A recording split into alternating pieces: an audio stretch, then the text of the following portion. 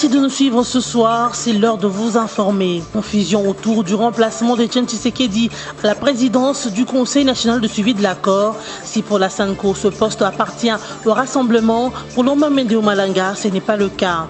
Le porte-parole du gouvernement estime que la désignation de Tshisekedi Etienne était due à son aura politique et non parce qu'il était membre du rassemblement. Et puis la société de transport au Congo, Transco, invite la population quinoise à protéger son patrimoine commun en lui faisant confiance pour faire échouer ceux qui n'attendent que sa chute. Une invitation du DG de Transco motivée par le saccage de 25 bus Transco en une semaine depuis l'annonce du décès d'Etienne Tshisekedi par les militants de l'UDPS. Une situation pour laquelle les autorités de ce parti balayent d'un revers de la main toute implication. Et enfin en sport, la RDC fait de prouesse dans le classement FIFA février 2017. Elle a atteint le top 5 en Afrique et le 37e place sur l'échelle mondiale. Une première dans le football congolais, dont l'équipe nationale est coachée par Florent Ibengue. En séjour en RDC, le prince Cheikh Abdallah a été reçu ce vendredi 10 février au Palais de la Nation par les directeurs du cabinet adjoint du chef de l'État Jean-Pierre Kambila. Le prince jordanien a à cette même occasion remis un cadeau au chef de l'État congolais, Joseph Kabila Kabange. En retour, le chef du cabinet adjoint du chef de l'État a offert à son hôte un ouvrage présentant les Congos. Reconnaissant les potentialités que regorge la RDC, Cheikh Abdallah souhaite voir la Jordanie, son pays, coopérer avec la RDC. Pour lui, cette coopération devra s'étendre dans plusieurs secteurs, surtout dans le projet de développement, et ce, dans les cadres d'un partenariat public-privé. Cette rencontre entre ces deux hôtes consolide donc les relations diplomatiques entre ces deux États. Le poste du président du Conseil national de suivi de l'accord ne revient plus au rassemblement. Ce sont les propos de Lambert Mendeo Malanga, porte-parole du gouvernement et un des délégués de la majorité présidentielle pour vous parler de la SANCO. Réagissant aux propos de l'abbé Donatien Cholet, secrétaire général ad intérim de la SANCO, indiquant que le poste du président du CNSA revient au rassemblement, Lambert Mende estime que cette question n'engage pas un membre de la mission de bons offices, à l'instar de l'abbé Donatien Cholet. Cette question, a-t-il dit à Top Congo FM, concerne les parties prenantes aux discussions. Il a martelé que dans l'accord du 31 décembre, le poste de président du Conseil national de suivi de l'accord a été octroyé nominalement à Etienne Tshisekedi pour son aura politique et non au rassemblement. Mende qui fustige les propos de l'abbé Donatien Cholet et craint que, je cite, ces agissements risquent de remettre en cause la crédibilité de la mission de bons offices de la SANCO, leur confiée par le président de la République Joseph Kabila Kabange. Fin de citation. De son côté, Bertrand Ewanga, membre du Rassemblement, a réagi à ces propos du ministre Mende en soulignant que le poste du président du Conseil national de suivi de l'accord revient bel et bien au Rassemblement, et d'ajouter que sa plateforme se prépare déjà à nommer son président qui sera d'office président du Conseil national de suivi de l'accord. Bras de fer entre Alexis Thambwe Mwamba, ministre de la Justice, et Sami Badibanga, Premier ministre. Le ministre de la Justice demande au Premier ministre de revenir sur sa décision qui exige à ce que tous les arrêtés ministériels requièrent l'avis préalable du Conseil des ministres. Dans une lettre adressée au Premier ministre, il y a quelques jours, Alexis Thambwe Mwamba n'a pas apprécié la correspondance du chef du gouvernement interdisant la signature des arrêtés ministériels devant aboutir à la confirmation des membres des cabinets. Une correspondance qui date du 23 janvier 2017 est signée par le Premier ministre Sami Badibanga. En accusant réception à cette lettre du Premier ministre qui limitait aussi les dépenses publiques, le ministre de la Justice et garde des Sceaux rectifie ce dernier en lui expliquant les principes de base des fonctionnements d'un cabinet. Selon Alexis Thambwe Mwamba, cette mesure prise par Sami Badibanga viole la Constitution conformément à l'article 93 qui stipule que le ministre est responsable de son département et agit par voie d'arrêté. De ce fait, il engage seule la responsabilité politique et administrative lorsque les arrêtés qu'il prend font l'objet des contestations. Ainsi, le ministre Alexis Thambwe Mwamba estime qu'il avait le droit de composer son cabinet et au chef du gouvernement de prendre acte. Une copie de cette correspondance signée par Alexis Thambwe Mwamba est réservée au chef de l'État Joseph Kabila. Pour rappel, le Premier ministre Sami Badibanga avait justifié les décisions de sa correspondance par les soucis de mieux assurer la coordination de l'action gouvernementale. Le ministre des Affaires foncières, Félix Kabange-Numbi, a visité ce vendredi 10 février à Ngalema une grande concession d'environ 37 hectares située dans la circonscription foncière de Ngalema. Accompagné du conservateur des titres immobiliers et du chef de division de ce cadastre, ainsi que de représentants de la famille Ndangui, propriétaire de cette concession qui a attiré l'attention du numéro 1 foncier. Pour Félix Kabange-Numbi, ce site doit répondre à certaines exigences, notamment de préserver les espaces verts et de requérir l'avis favorable de services de l'urbanisme et habitat avant d'obtenir autorisation de morcellement qui lui sera délivrée par le ministère des Affaires foncières. Cette visite avait donc pour véritable vocation une didactique permettant aux services des affaires foncières de se rendre compte de l'inspection préalable avant de procéder à un quelconque morcellement. À cette même occasion, le ministre a visité différentes activités développées dans cette concession à vocation agricole, une façon de promouvoir la mise en valeur de ce site. Une vingtaine de bus Transco vandalisés en une semaine à Kinshasa, ce qui justifie des embouteillages et des longues files d'attente aux arrêts de bus de la société de transport au Congo, Transco. Ce qu'a expliqué Michel Kirumba, directeur général de Transco, le jeudi 9 février à Kinshasa. D'après les DG de Transco, 25 bus ont été vandalisés dernièrement au lendemain de l'annonce de la mort du président national de l'UDPS, Etienne Tshisekedi Mulumba. Réagissant à l'interview qui lui a été accordée par le site d'information actualité.cd, Michel Kirumba a fait savoir que ces actes de vandalisme qui deviennent récurrents perturbent le déroulement du travail au sein de l'établissement, d'où ces files d'attente dans la quasi-totalité des arrêts de bus. Patrimoine commun à tous les Congolais, Transco appelle tous les compatriotes épris de paix et de patriotisme à lui accorder sa confiance et à faire échec à toute tentative de déstabilisation émanant de personnes mal intentionnées qui ne visent que la faillite de l'entreprise. Interrogé par le même site d'information sur la responsabilité de leurs militants dans ces actes, les responsables de l'UDPS ont balayé d'un revers de la main toute implication dans ce saccage. Ici est de rappeler que la société Transco, 3 ans déjà depuis sa création, a réussi à aligner quelques réalisations importantes, notamment le lancement effectif de 28 lignes urbaines, une ligne interurbaine entre Kinshasa et Kikwit. Il faut aussi noter la billetterie électronique sur 4 lignes et le système de pointage biométrique. Pendant plus d'une heure, les députés du Parti sud-africain d'opposition, des combattants pour la liberté économique, ont perturbé le discours du président Jacob Zuma. Ils ont échangé des coups avec des agents de sécurité qui les expulsaient du Parlement le jeudi après qu'ils eurent tenté d'empêcher le président Zuma de prononcer son discours annuel à la nation. Pour ses opposants sud-africains, Jacob Zuma n'était pas légitime pour s'exprimer. Par conséquent, les propos du genre « un homme incorrigible pourri jusqu'à la moelle, un délinquant constitutionnel » ont été lancés par ses opposants à l'endroit de Zuma. Déjà, en mars 2016, la justice sud-africaine avait reconnu le chef de l'État coupable de violation de la Constitution pour avoir fait payer le Trésor public les travaux de modernisation de sa résidence privée du KwaZulu-Natal. Une petite partie, soit un demi-million d'euros seulement, a été remboursée depuis par le président Jacob Zuma. Et au Parlement, après la bagarre avec les agents de la sécurité du Parlement sud-africain, les députés du principal parti d'opposition, l'Alliance démocratique, ont décidé de quitter le Parlement en guise de protestation. Avec plus d'une heure de retard, le président Zuma a pu commencer son discours. Enfin, s'est exclamé en riant Jacob Zuma à son arrivée à la chaire. Un discours centré essentiellement sur l'économie. C'est donc la 3e année consécutive que le discours à la nation de Jacob Zuma est perturbé par les députés EFF. En 2015, les agents de sécurité aidés par des policiers ont été expulsés du Parlement et en 2016, c'était par leur propre volonté qu'ils ont quitté l'Assemblée en chantant des slogans hostiles au chef de l'État. Le discours de Jacob Zuma s'est déroulé donc ce jeudi sous haute sécurité avec le déploiement de 441 soldats en renfort des forces de police afin de maintenir l'ordre et la loi aux abords du Parlement sud-africain.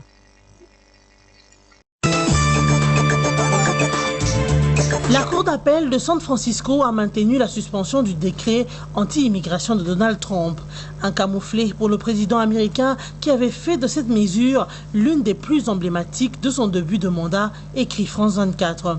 Dans leur décision, les 3 juges ont écrit « La demande d'appel d'urgence du gouvernement fédéral est rejetée ». Ils ont insisté sur la nécessité de protéger l'intérêt général. Ce décret de Trump interdisait l'accès aux États-Unis pour 3 mois aux ressortissants de 7 pays musulmans et pour 4 mois aux réfugiés indéfiniment pour les Syriens. Le président américain, qui estime que ce rejet met en insécurité la nation américaine, a promis dans la foulée de se battre en justice. Donald Trump compte saisir même la Cour suprême américaine. La RDC rejoint le top 5 de pays africains au classement de la FIFA, publié ce jeudi 9 février 2016. De la 49e position en janvier dernier, les Congolais sont désormais 37e sur l'échelle mondiale. En Afrique, la RDC occupe la 5e place malgré son élimination en quart de finale de la Coupe d'Afrique des Nations Gabon 2017. L'Égypte, 2e de la CAN, a pris la tête du classement africain devant le Sénégal, le Cameroun, la Tunisie, prochain adversaire de la RDC aux éliminatoires Russie 2018 et enfin le Burkina Faso. En interne, la formation sportive FC Renaissance du Congo a livré pour le compte des éliminatoires de la Coupe de Confédération africaine un match contre le club Nkanda du Gabon à Libreville ce vendredi 10 février à 15h30, alors que l'ASV Club s'opposera au Royal Leopard de Swaziland le samedi prochain en Mbabane pour le Champions League africain. Quant à cette nouvelle sur la position actuelle de la RDC à ce classement, d'aucuns estiment que c'est le meilleur classement dans l'histoire du football congolais et donc une fierté pour la nouvelle génération de joueurs de la République démocratique du Congo. Voici, mesdames, messieurs, l'essentiel de l'actualité. Confusion autour du remplacement d'Etienne Tshisekedi à la présidence du Conseil national de suivi de l'accord. Si pour la SANCO, ce poste appartient au Rassemblement, pour Lomamende Omalanga, ce n'est pas le cas. Le porte-parole du gouvernement estime que la désignation de Tshisekedi Etienne était due à son aura politique et non parce qu'il était membre du Rassemblement. Et puis la société de transport au Congo, Transco, invite la population quinoise à protéger son patrimoine commun en lui faisant confiance pour faire échouer ceux qui n'attendent que sa chute. Une invitation du DG de Transco motivée par le saccage de 25 bus Transco en une semaine depuis l'annonce du décès d'Etienne Tshisekedi par les militants de l'UDPS. Une situation pour laquelle les autorités de ce parti balayent d'un revers de la main toute implication. Et enfin en sport, la RDC fait de prouesse dans le classement FIFA février 2017. Elle a atteint le top 5 en Afrique et le 37e place sur l'échelle mondiale. Une première dans le football congolais, dont l'équipe nationale est coachée par Florent Ibengue. Ainsi nous terminons ce journal. Merci de nous avoir suivis.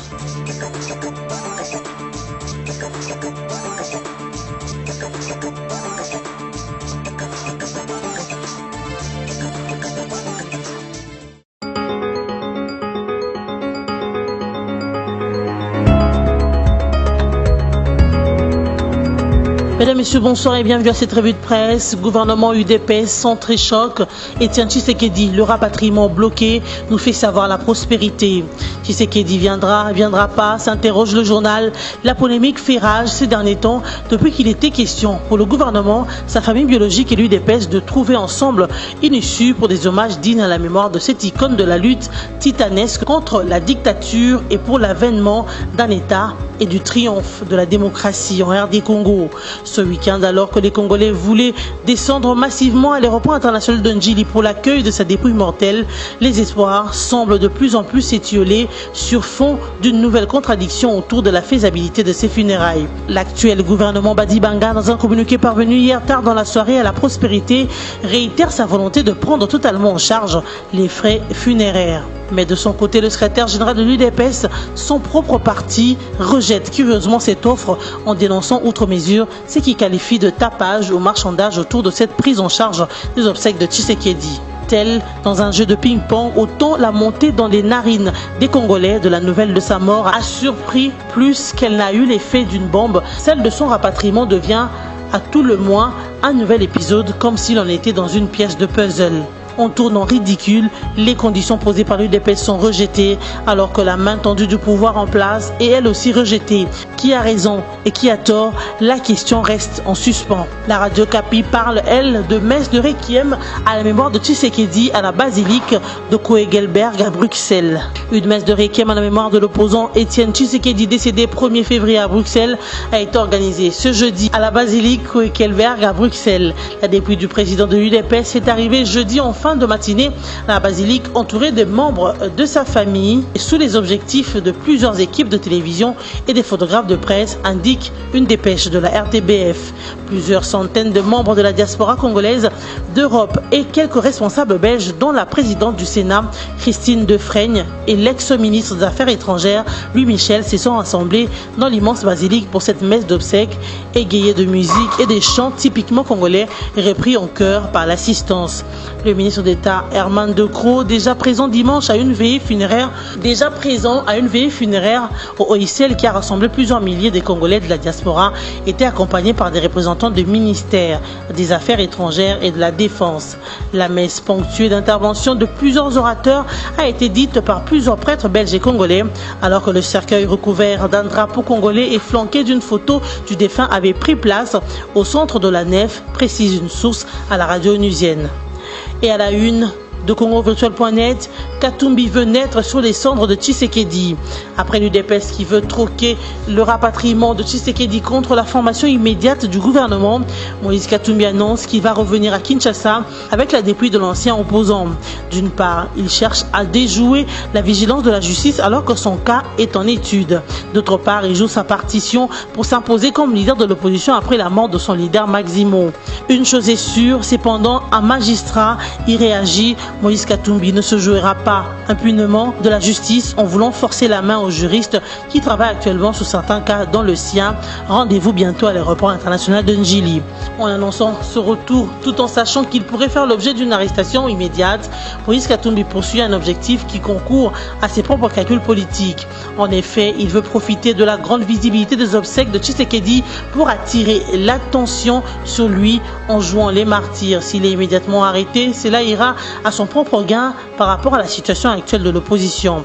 Plus précisément, Katumbi cherche à naître en tant que leader de l'opposition sur les cendres d'Étienne Tshisekedi. Bouclons avec Forum de Zas qui écrit ce nid, la dérivée d'un membre de l'Assemblée plénière mise à nu.